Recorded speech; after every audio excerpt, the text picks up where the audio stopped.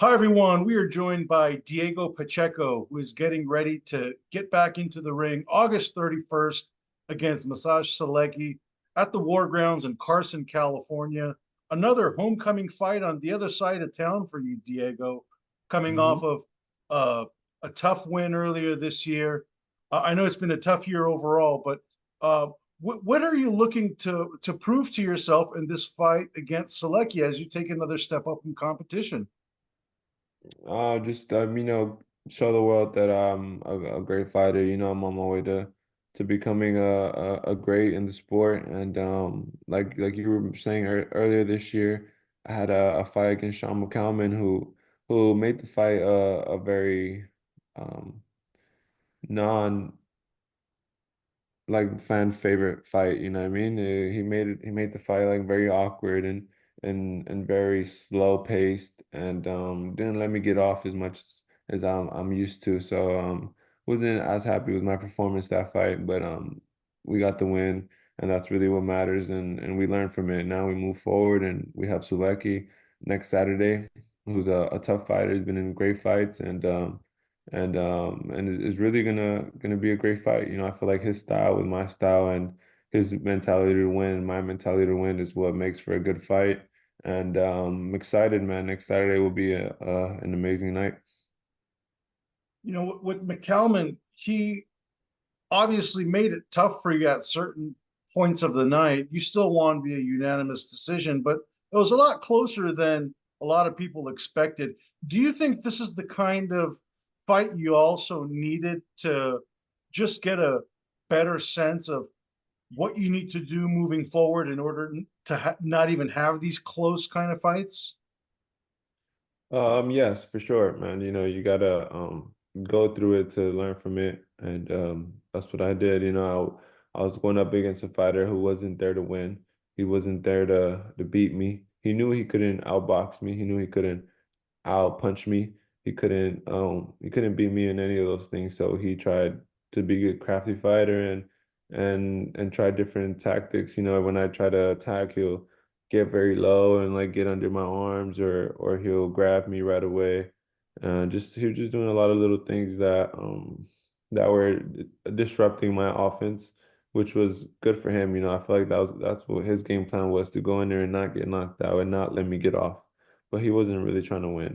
He was just trying to not let me do me, and he did a good job at that. But I mean, that's not going to get you anywhere. You know what I mean?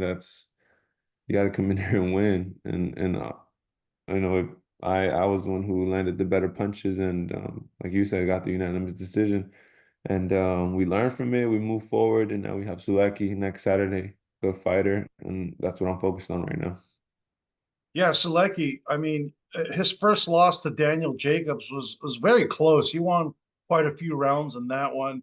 Obviously, got a shutout loss against Demetrius Andrade. Those are the only two losses of his career.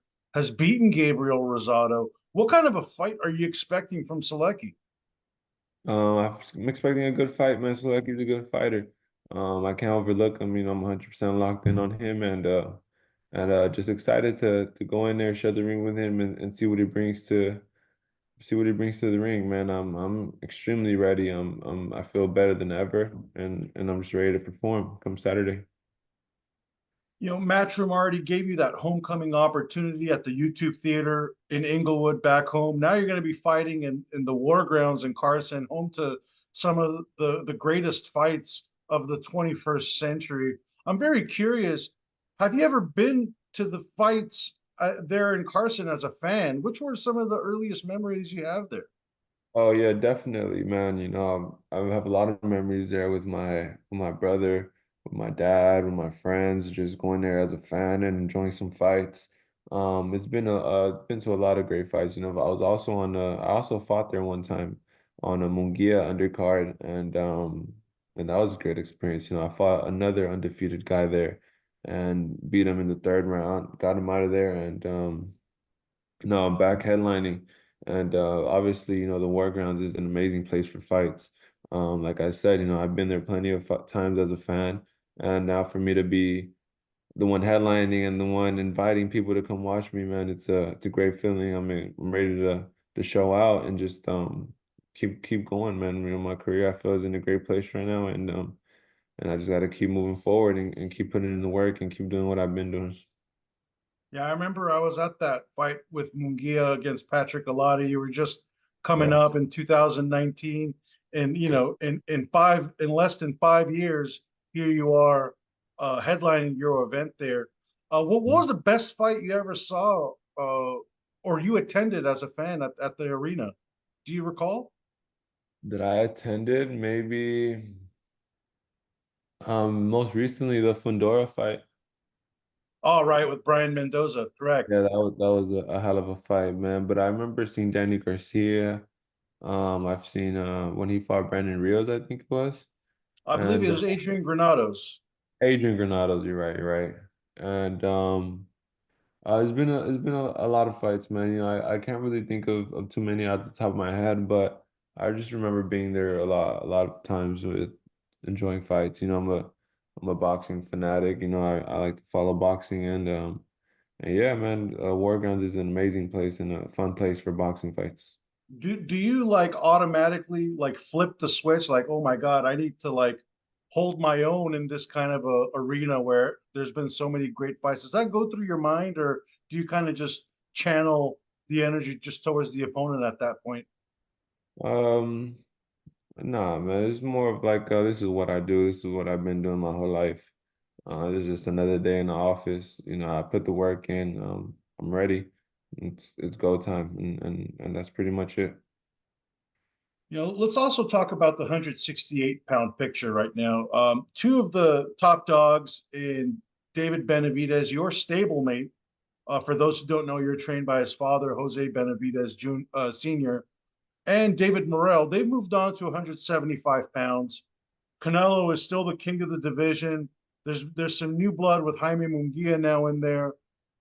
Christian Mobili all of a sudden is kind of putting himself on the map as a top five contender. How soon do you think you can get ready to face a top five contender? Because you're already in the top 10, but how soon do you think you can be fighting a top five guy right now? If it were up to me, I'd be fighting a top five guy right now for this fight. But obviously, like I can't just snap my fingers and make these fights with these top five guys. You know, it's a marathon. It's not a sprint. And you know, the time will come to make those fights. You know, I've been trying to make those fights for some reason. They don't happen, but in due time they will happen, and we'll see what happens. We see Edgar Berlanga kind of stepping in front of everyone and getting the shot that, the likes of a Benavidez or a Morel didn't get. Do you think it's possible you could kind of jump in front of line and get Canelo next year? He seems to be picking and choosing the kind of fighters he wants to face. Have any conversations taken place that Canelo has his eyes set on you two as a potential opponent next year?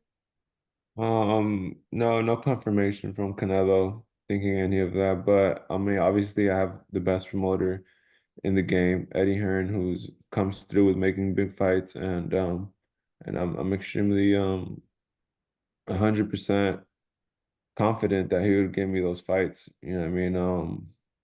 He's uh he's one of the best when it comes to getting a guy from pro debut to becoming a world champion. And right now I'm already in the top 10. I'm on my way. You know, I had to focus on Suleki this weekend, and then we'll see what happens next. You know, like I said, I have one of the best teams in the game, and they're the best at this. And yeah, I trust them in moving my career the proper way. With Berlanga, I know you both have been going back and forth at each other over the last year. Do you feel that could be a potential next fight for you if he loses to Canelo? He's obviously going to need to build himself back up, and he can't just go and fight anyone. Do you think a Berlanga fight is in the future for you in 2025? Yes. I think all those guys in the top 10 are potential opponents, and it doesn't matter who comes first and who comes next, but eventually, you know, we'll get to fighting all those guys. Like I said, I'm only 23 years old, so I have a long way to go. I'm not even in my prime yet. You know what I'm saying? I have a long way to go, and there's time to fight all the guys in the top 10, even the guys who you haven't heard of yet and are coming up. There's a lot of great young fighters as well who in the next year or two are going to be on the scene and making a name for themselves, and will make good fights with all those guys. Obviously there's the likes of Caleb Plant as well. Jermall Charlo could be coming up to 168 whenever he decides to return. But I feel like stylistically, a fight between you, Munguia, Berlanga, or Mabili could have some fight of the year like fireworks in those Hmm. fights. Which of those three is the most exciting to you, where you believe it could be a fan-friendly fight, a fight of the year potential? I think all three of those fights are some very good fights. Just because of the skill set and the mentality these fighters have. We all play to win. We all come to win, and that's what makes for a good fight, man. When two guys are eager to get their hand raised is what makes a good fight. And all three of those fights were good fights, and I strongly believe I will have all three of those names on my resume before I retire. Well, that would be terrific. Obviously, as you continue building yourself into a world champion, contender and challenger, but Canelo is just tying up the division right now. What is your assessment of Canelo's reign right now? He was obviously the pound for pound king in 2021, fighter of the year. But over the last 3 years, a lot of different opinions around how he's kind of guiding his career. What is your assessment of Canelo at 168 pounds right now? I think he's a king. He's the king of the division at the moment. Do you think he's obviously avoided Benavidez for his reasons. Do you think he would avoid a fighter like you two who presents a lot of threat and danger? I feel like that's a hard question because I feel like I'm doing everything right. I'm not bashing anyone. I'm not disrespecting anyone. I'm coming into the sport and I'm doing what I have to do. I'm facing the guys I have to face. I'm performing the way I have to perform. And I don't have to talk my way into any fight. I don't have to act a fool and go and do stuff for attention or things like that. You know what I mean? I put the work in and I do what I have to do, and the the fights will come. You know what I mean? The time will come for me to get my world title fight, whether it's with Canelo or with whoever else. You know what I mean? I just got to keep doing what I'm doing, and I'm gonna be all right. I'm gonna get to those world title fights. This training camp. It's probably been the hardest or toughest for you just because of what's going on in your personal life as well too. You lost your brother earlier this year, and this is your first fight back since then. What is this newfound motivation for you? I know you're a father as well too, and the fact that you have all these variables around you for the first time going into a fight. What has that been like for you as you kind of prepare? Obviously, when you lose someone close to you, it's never easy. It's something that you really have no words for. It's something that it's hard to describe. It's just a feeling that you want to get past and get through. And obviously, my brother, who's someone who I was really close to, it's unfortunate, but it's part of life. It's something where we just got to keep moving forward and just pray for better days. You know what I mean? There's uh there's a lot of motivation that comes from it, from the day where I had to say my last goodbye to the day where I saw him get put under the ground. It's a lot of mixed feelings, from obviously sadness to wanting to make him proud and wanting to fulfill all my dreams for him. And yeah, man, it's just a lot of mixed emotions and a lot of hunger and a lot of motivation for sure.